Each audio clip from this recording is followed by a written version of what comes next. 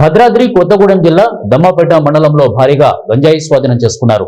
ఆంధ్ర ఒరిస్సా సరిహద్దు ప్రాంతం నుంచి తమిళనాడు రాష్ట్రానికి నిషేధిత గంజాయిని తరలిస్తున్న 5 సభ్యుల ముఠాను భద్రాద్రి కొత్తగూడెం జిల్లా దమ్మపేట పోలీసులు అదుపులోకి తీసుకున్నట్లు తెలుస్తోంది.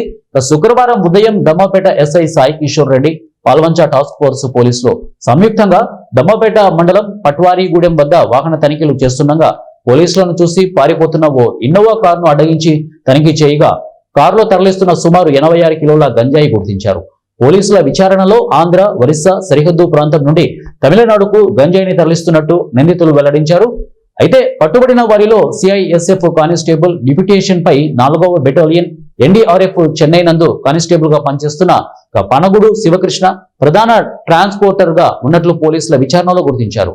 ఈ మేరకు పాల్వంచ డీఎస్పీ సతీష్ కుమార్ మీడియా సమావేశం ఏర్పాటు చేసిన నిందితుల వివరాలు వెల్లడించారు.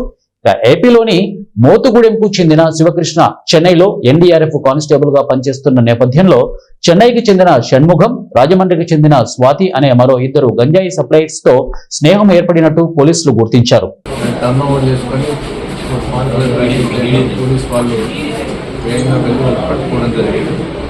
దాంట్లో ఒక 5 వ్యక్తులు ఉన్నారు. వాళ్ళ పేర్లు ఏంటంటే కన్నగూడి శివకృష్ణ, జయరామన్ మహేష్ కుమార్, కృష్ణమూర్తి మరియప్పన్, రంగస్వామి రంజిత్, రాము వసంత్. ఈ 5 వ్యక్తులు కూడా దాంట్లో ఉన్నారు.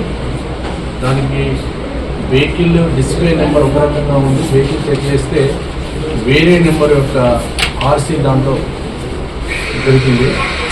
వేరియేషన్ గురించి ప్రశ్నిస్తుందంటే వాళ్ళు గాంజా సప్లై చేస్తున్నట్టుగా, గాంజా డిక్కీలో ఉన్నట్టుగా చెప్పారు.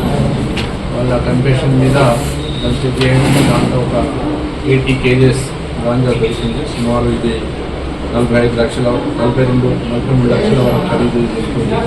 దీంట్లో విషయం ఏంటంటే కన్నమూడి శివకృష్ణ అనే అతను మన దగ్గర ఉన్నటువంటి మోతుగూడెంలో పుట్టి అక్కడనే చదువుకున్నాడు. వాళ్ళ పేరెంట్స్ కేరళ 1975లో శ్రీలేరు ప్రాజెక్టు నిర్మాణం జరిగేటప్పుడు వాళ్ళు కూలీలుగా వచ్చి ఇక్కడ పనిచేసేవారు. అక్కడే విద్యాభ్యాసం అంతా జరిగింది. ఆ తర్వాత సిఐఎస్ఎఫ్లో జాయిన్ అయ్యాడు 2009లో. ప్రజెంట్ అతను నేషనల్ డిజాస్టర్ రెస్పాన్స్ ఫోర్స్లో డిప్యూటేషన్ మీద చెన్నైలో పనిచేస్తాడు. మిగతా వాళ్ళందరూ కూడా చెన్నైలో ఇతను పరిచయం రాదు. అందరూ కూడా తమిళనాడు రాష్ట్రానికి చెందిన వాళ్ళు. వీళ్ళు వృత్తులు చేసుకుంటూ వాళ్ళు చెన్నైలో ఉన్నారు. అక్కడ వీళ్ళకి అతను షణ్ముఖం అనే వ్యక్తి పరిచయం అయ్యాడు. ఆ షణ్ముఖం ఈ గాంజా అమ్మేవాడు. ఆ షణ్ముఖం ద్వారా నెక్స్ట్ స్వాతి అనే ఇంకొక లేడీ కూడా వీళ్ళకి పరిచయం అయింది. ఆమె కూడా గాంజా అమ్మేది.